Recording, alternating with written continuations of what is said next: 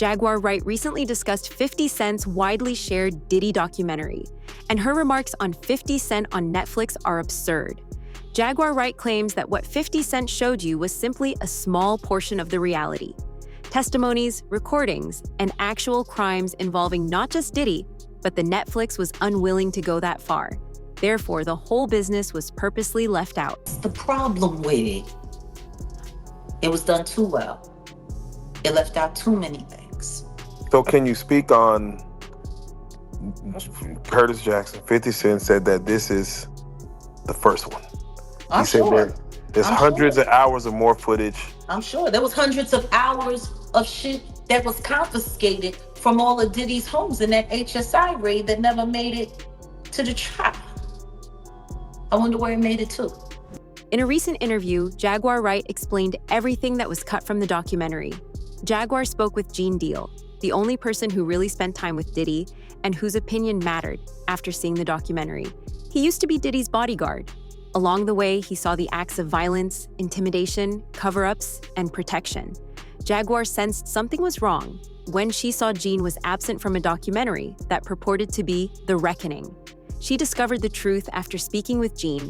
Would you call the documentary educational, informational, entertaining? Where would you say this documentary? Gaslighting. Gaslighting. And it's sad because there's a lot of stuff in there that's true. But there's enough left out. The documentary's time of publication and its exclusive emphasis on outdated news raised suspicions. It has nothing to do with revealing the truth. The goal was to divert everyone's attention. According to Jaguar, this explains why the video relied so much on old film, repeated stories, and instances that the industry had been quietly acknowledging for years. It was not intended to reveal secrets. It was intended to regulate the dialogue. The story isn't over, I agree. Like, that's the thing. The story's not even being told. Because in order to tell the actual whole story, you would have to include everyone that is involved. But no, this is about saving the industry and blaming it all on Diddy. Saving the industry and blaming it all on Diddy. Okay, Diddy's going to jail. He's going to do his time. I don't know what that appeal is looking like right now.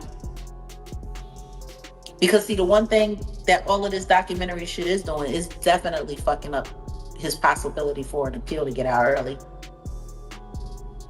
Especially with the judge and them and the appeal board having to look at the footage of him sitting there with Mark Agnifilo, pretty much working on how to fix the trial.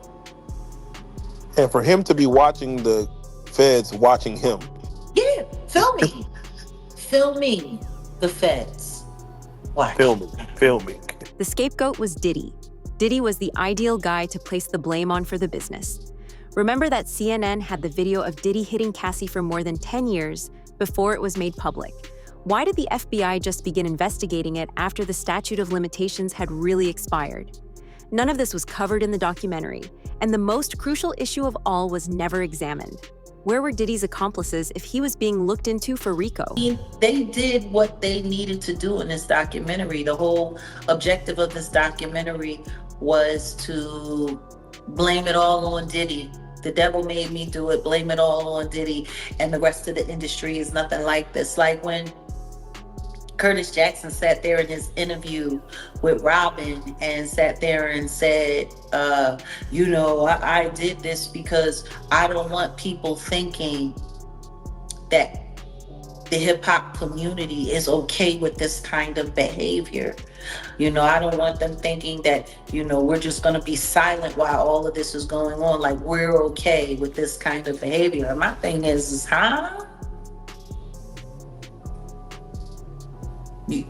So now you speaking for all of hip hop, and all of hip hop is uncomfortable with this. Meanwhile, you got people like Ja Rule who, on the low key, allegedly, Gene Deal has exposed for having his own nude tryst freak-offs with Diddy. In that courtroom, Do you think that hip-hop culture was on trial as much as Sean Combs was?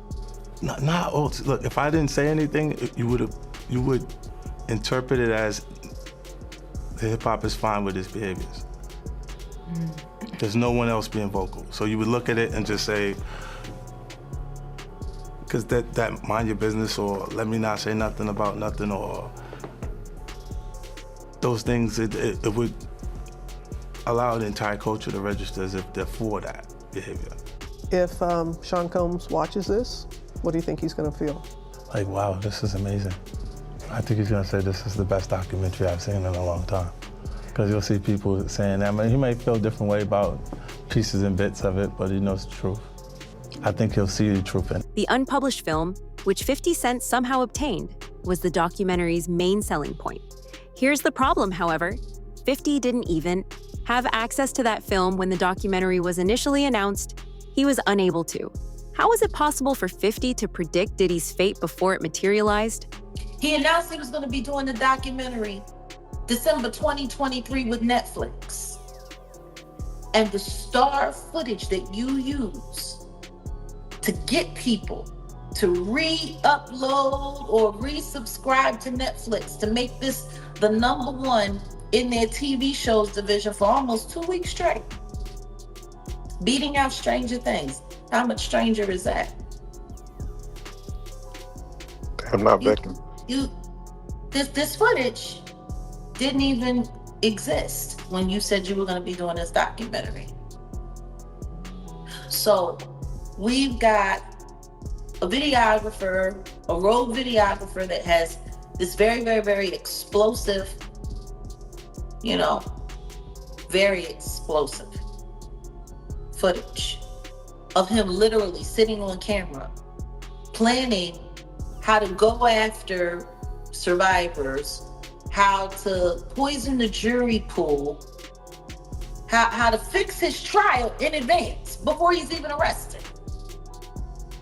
I mean, like, is anybody not forgetting when Mark Agnifilo was sitting there talking to the sons in the hallway, and they're sitting there filming, and he's sitting up there, yeah, well, see, what we gotta do is we gotta go and we gotta put countersuits on all of these people. We have to create lawsuits ourselves. He's sitting there talking about creating lawsuits to affect public perception. He's talking about that with After learning that 50 was not permitted to make any judgments, Gene Deal genuinely declined to participate in this documentary. He was the one with all the real evidence. Gene claims that he had a 45-minute conversation with 50 Cent. He came to the realization that 50 had no control over whether tales could legitimately be featured, who was compensated, or what video made the final edit. These choices were being made at the production and Netflix levels. When Gene realized it, he turned to leave. That they was going to spare no cost in doing this because he wanted to tell the story, and he wanted to tell the story like it was supposed to be told and everything like that. I said, yeah, okay. So then the director, I gotta get her name, man, because it don't even sound. I want to put her on blast because she was telling me, she was saying to me that what I was asking for was crazy, and they wasn't spending money like that. I'm talking about, you got footage, you got clothing, you got. I was doing footage. I had pictures, all the stuff that I had. You could figure out a way to pay a brother and stuff like that. And then I was telling her about some prices that I've already received, and I had the invoices to show it. And then she was calling me like I was lying. I'm like, yo, who do you think you talking to? You know what I'm saying? And she was talking about, there's no way nobody paid. Nobody what? I say, first of all you people come with these documentaries and stuff, the first thing you tell me, y'all tell these people out here that y'all don't pay, and y'all pay. If you can make a picture look like $10,000, $15,000, you know what I'm saying? You can sit here and tell me that you're gonna pay me for my time sitting right down here with y'all. You understand? So then, one thing led to another, and I was like, all right, well then, F you, I spoke to 50, and then she said 50, and this is exact words that came out her mouth. 50 does not determine what goes in and goes out of this documentary. And he definitely don't pay, he determine what somebody get paid. It's not his documentary like that. I was like, oh, so if it's not his documentary and I spoke to him like that, I don't need to be doing nothing with you because I'm doing this on the strength of him.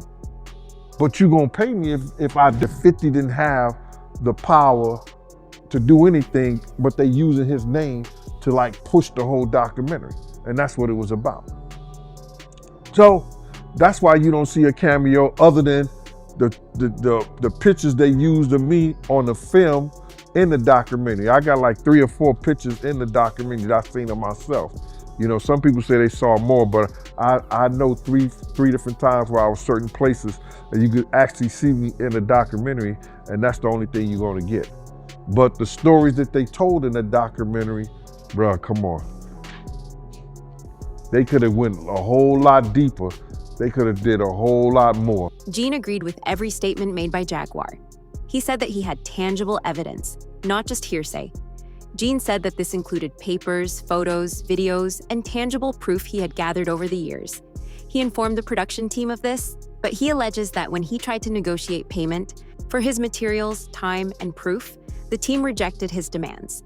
Proof didn't interest them. All they needed was for someone to sit and squander the time of the audience. Behind the scenes footage, they got a Diddy leading up to him getting arrested, and how you feel about all that, man? Well, what I feel about the documentary, they left a whole lot of key things out. If they was gonna do something and they're gonna say in the reckoning of Sean Combs, the reckoning, or Diddy, the reckoning and stuff like that, it should have been a lot of people that we lost because of him. You know what I'm saying? It wasn't only Big, it wasn't only Tupac, you understand? For the atmosphere that he put those kids in, you got a guy named Anthony Wolf Jones, who was from Bad Boy, from its conception as doing security and being one of the financiers of Puff having to have some money to keep Big and Craig Mack around before he got to Clyde Davis. You know what I'm saying? They wasn't able to tell that story because they didn't have no intel on that story or what went down, or they didn't do their investigations right, which he also led up to the reason why Wolf ain't here today. You understand? They didn't tell that story. They didn't tell a story about Jessica Rosenbaum, who was at the City College situation. In addition, part of the documentary's video could have been utilized during the trial. For instance, not even Diddy's attorneys were aware that Diddy had been filming their talks. The FBI may have benefited if the jurors had been given video evidence that Diddy intended to contaminate the jury pool. Even more bizarre is the fact that Netflix is blatantly lying about the source of the clip. Can you imagine if they had had any testimony from Little Rod and the footage that he had from that incident, that firearm incident where the guy G was damn near mortally wounded and was losing his life, and the footage that he had from that? Can you imagine if that had been shown to the jury? I can, man. Like, why not? If it was available for them to get it from Little Rod to put it in a documentary, and Little Rod hasn't gone to trial yet, then why in God's name hasn't any, why did any of this make it to the feds? That's a great question. Why didn't they even subpoena or talk to? 50, Curtis Jackson announced in December of 2023, after Cassie's lawsuit came out, that he was going to be doing his own documentary. Isn't it very clever that all of this, alarming and stuff didn't come out of his documentary until almost 6 months after his verdict came in? 2 months after he had been sentenced? It was almost as if they were holding the documentary to not get in the way of his trial. Like, that's the thing that's tripping me out when it's coming to all of this Curtis Jackson praise that's coming on. And there's a lot of people. If he didn't get paid, usually it's like 90 days before you start, you got to put in an invoice and all of that stuff. Like, his business machine was still businessing. You telling me nobody around him? That sounds like a setup to me. Sounds like a setup. It sounds like a setup to me. And when you think about the fact that, another conversation that we've been having, a lot of people aren't paying attention to the money behind the machine. BlackRock, Vanguard, owners of Diageo, the company that Diddy tried to go after and had to settle out of court for, with sealed findings, and nobody really knows how that turned out before his life got turned upside down and HSI came in raiding, grabbing all kinds of evidence and all kinds of stuff. They're part owners in Netflix. Did you know that? That's information. The very company that has allegedly been going out of their way to work with the higher ups to make Diddy's life a living hell have a stake in the platform that's now ruining what's left of his reputation worldwide. But after his trial. The only thing this documentary accomplished was to ruin Diddy's prospects of winning an appeal. Unprecedented, exclusive video of Diddy plotting with his attorneys and allegedly even organizing crimes was made public. Diddy's attorneys are also furious. Diddy taped conversations between himself and his attorneys in secret. His attorneys are also unhappy about being made public in this way. Diddy really screwed over Mark Agnifilo. I gotta say, this is awful that Diddy owes his life to Mark Agnifilo, literally his life, because he could have gotten life in prison were it not for Mark Agnifilo, his defense lawyer, who had a brilliant strategy. And Diddy screwed him over when he hired this videographer to chronicle his life without telling Mark Agnifilo that when Diddy and Mark were on the phone, this videographer was recording what Mark clearly expected to be an attorney-client privileged relationship.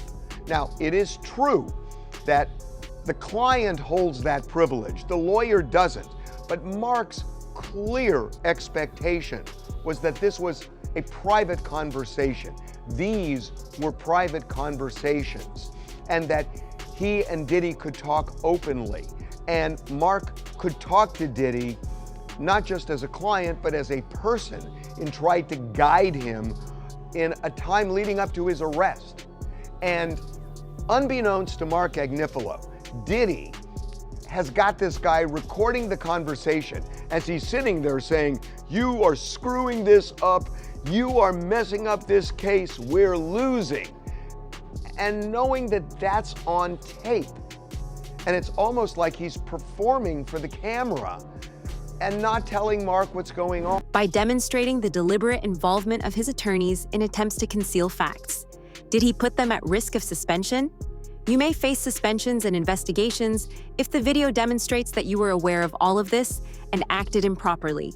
And Diddy just gave Netflix all of it. Right now, why? The truth is, they should all be under review by the bar associations that they're registered to. All of their licenses should be up for termination. With the shit that we saw in that documentary, with the way Mark Agnifilo was sitting there talking about filing lawsuits, filing fake lawsuits, creating all kinds of hoopla. That shit was on film. Lawyers ain't supposed to be talking that shit. Yeah, those are strategies that you're not supposed to actually see. Strategies? Hey. This shit is against the law. It's against the fucking law. That's why that black lawyer that left said, I cannot sit here and represent this. I can't represent this dude with the kind of shit that they doing. He wasn't interested in putting his motherfucking license on the line. But you get a weirdo, one, the so-called survivor like Nicole Westmoreland, who's willing to get on the stand and cry for Diddy after she's been ran through by what, Cash Money Records? Diddy is working on his appeal while all of this is taking on. I just know that his attorneys despise him at the moment. Well, there's a new appeal from hip-hop mogul Sean Diddy Combs. His defense team is seeking his immediate release from federal prison, calling his 50-month sentence on charges of transportation for prostitution excessive. CB Cotton has the details live from our New York newsroom. Good to see you, CB.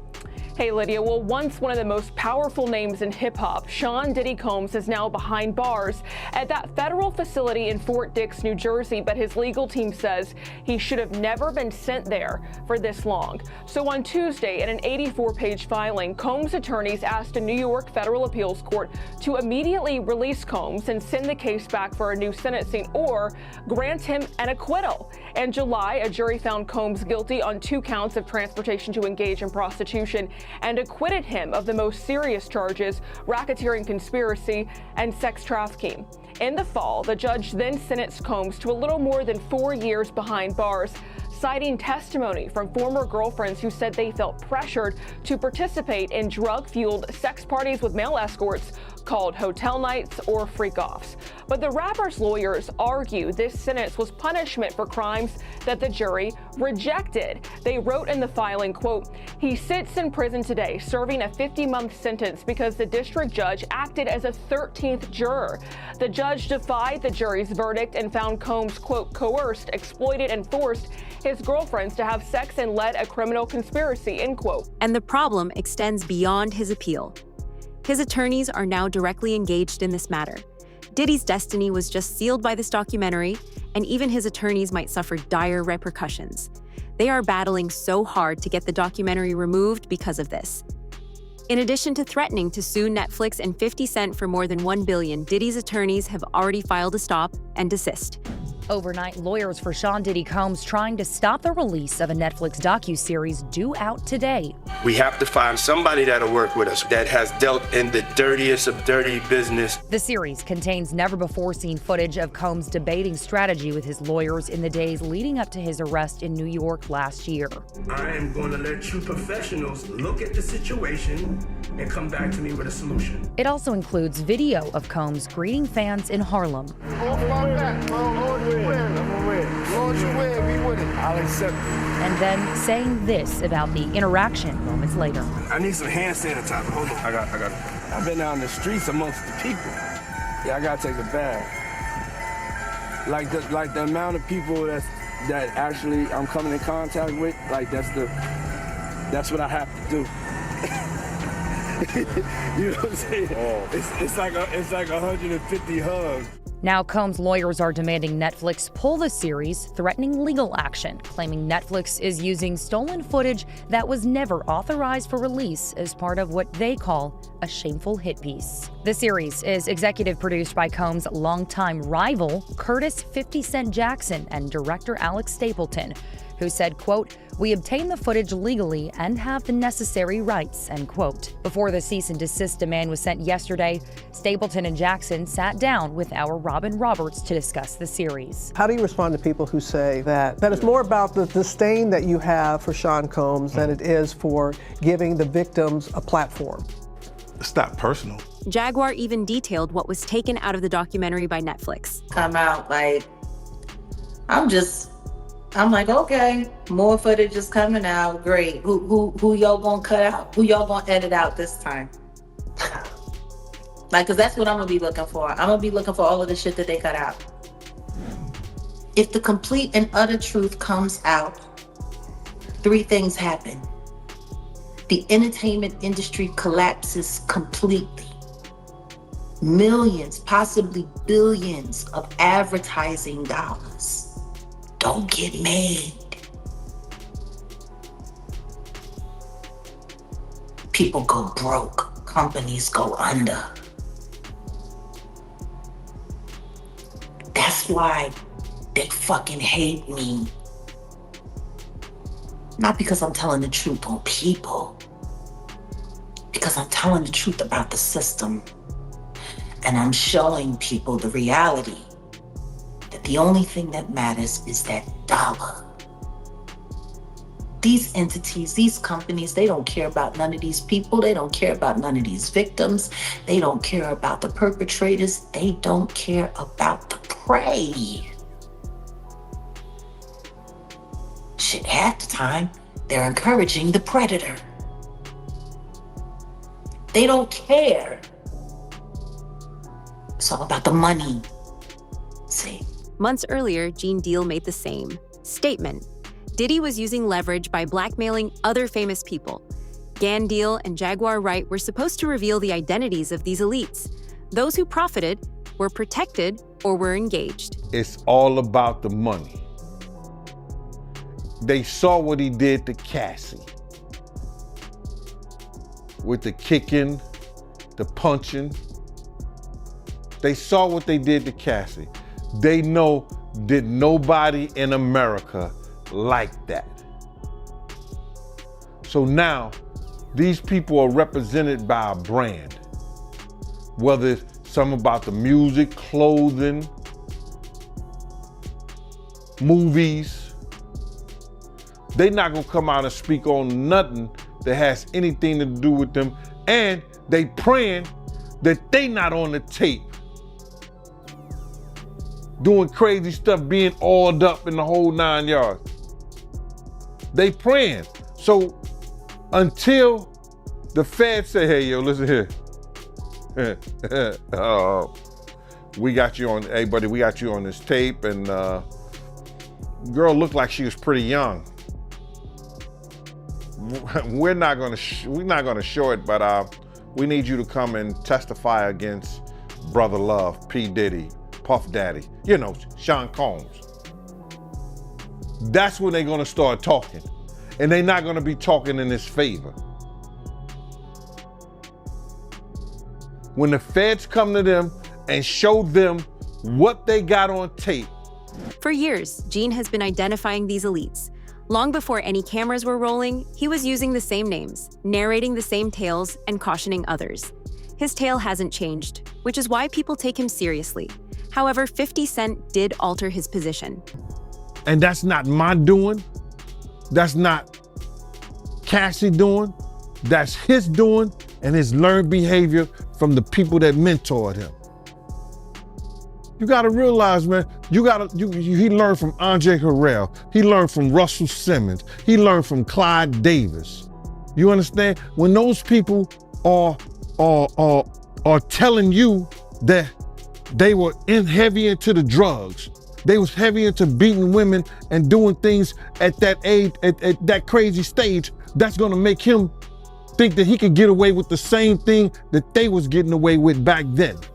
You understand? The things that he was saying, you know, the touchy-feely between two men and all that stuff like that, man. All that, he learned that from them dudes. When I told y'all the story, when me and my man went up to Russell Simmons and he had a house and he had a man in bikini drawers in his bedroom, in his bed. You understand? Bruh, this is that he learned. I'm assuming he learned it from them. Let me put that. And I'm not gonna say alleged because I saw that for my own self. My man was with me, Slick was with me, and we saw that for our own self. The most bizarre aspect of this tale is that Diddy intends to make his own documentary. The documentary will include both Justin and Christian Combs, who have not publicly addressed their father's crimes since the trial began. This documentary is anticipated to be released in March 2026. A lot of people feel like this whole new documentary is just a PR narrative, once again being pushed by Diddy and his sons to try to clean up his image. And after hearing certain things on 50 Cent's Netflix documentary, we have to go back in time and remember what we were seeing during trial. Even when it came to Diddy's sons, Christian and Justin Combs, they both came on 2 separate occasions to trial wearing a free Sean Combs shirt. The first one to do this was Christian Combs during Jane's testimony, and you're not supposed to wear this stuff in front of a jury to try to sway their opinions. And the judge actually told him he had to leave and take it off. And then literally like a week later, Justin did the same exact thing. It was taken out of the courtroom by the judge. And we already saw the videos in the Netflix doc of Diddy talking to Justin saying he needed to push out certain content to to control a narrative. During the trial, there were a lot of things going on that I could see that to me felt like it was just straight PR. Do you remember all of these people that were wearing the free Diddy shirts? And it was actually a meme coin. What do you think then? Should these tales be revealed at last? Leave a comment with your ideas. If you want more in-depth discussions, hit the like button. Don't forget to subscribe so you don't miss the next episode in which we dissect the things Netflix and 50 Cent attempted to conceal.